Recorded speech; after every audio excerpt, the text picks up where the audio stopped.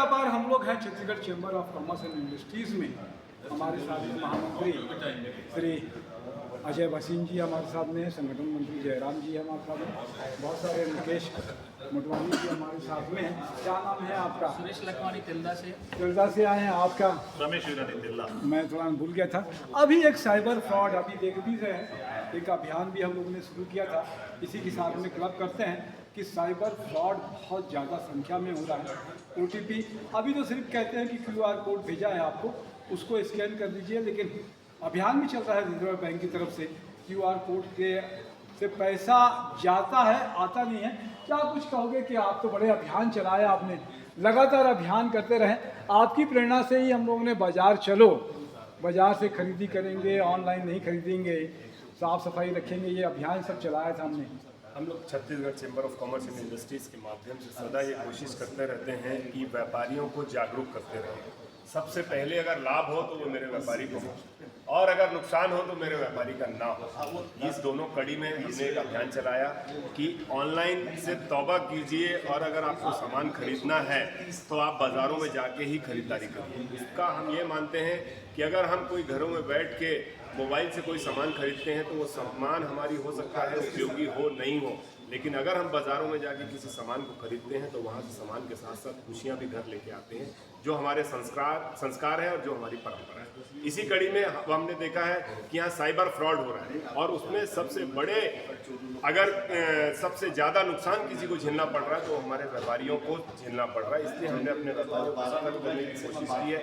हम उनको बता रहे हैं कि इस समय पे किस किस तरीके से फ्रॉड के माध्यम से आपको घेरा जा सकता है। हम उन्हें बता रहे हैं किस किस तरीके से आप उससे बच सकते हैं। इसके लिए हमने कार्यशालाएं पूरे छत्तीसगढ़ में आयोजित निरंतरता के साथ कर रहे हैं, और व्यापारी को बोल रहे हैं आप अपने अंदर मजबूत बन जाइए, और जो छोटी लालच देके ये बताया जाता है, फंसाया जाता है, तो उसमें आप ना फंसें, ये बताने का अभियान छत्तीसगढ़ चैम्बर ऑफ कॉमर्स के माध्यम से हम निरंतर करते चलाएं। बहुत अच्छी बात है। तो आपने आज चैम्बर की बैठक भी हुई, तो चैम्बर की बैठक में क्या कुछ हुआ?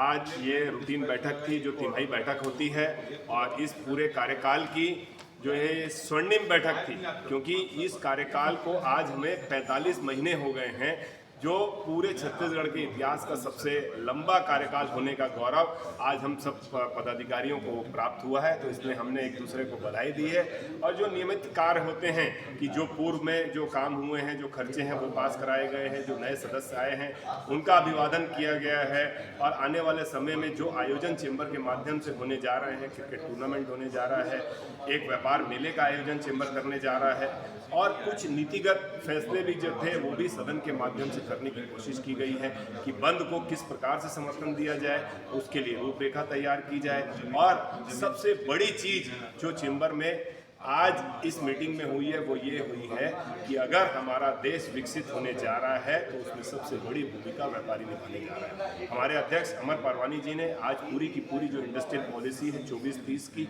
उसके माध्यम से अपने व्यापारियों के अंदर एक जागरूकता लाई है कि ये समय ट्रेडिंग से ज़्यादा मैन्युफैक्चरिंग का है, और अगर आप मैन्युफैक्चरिंग में जाएंगे और अपने हिस्सेदारी निभाएंगे तो सबसे ज़्यादा लाभ आपको मिलने वाला है। उन्होंने ये बताया है कि आज जो आने वाली पीढ़ी है वो डाइवर्सिफिकेशन के माध्यम से नए व्यापार की खोजबीन कर रही है। तो आप ये इंडस्ट्रियल पॉलिसी को अपनाइए, और सरकार को अपना साथी समझते हुए अपने व्यापार को नई ऊंचाइयों तक पहुंचाने काम किए। ये सब आज इस पूरी कार्यकारिणी की बैठक है। तो आप सबका धन्यवाद, जयराम भैया का और मुकेश जी का, इधर से हमारे आए सभी साथियों का। मैं तपेश जय नरेंद्र के साथ में जय व्यापार।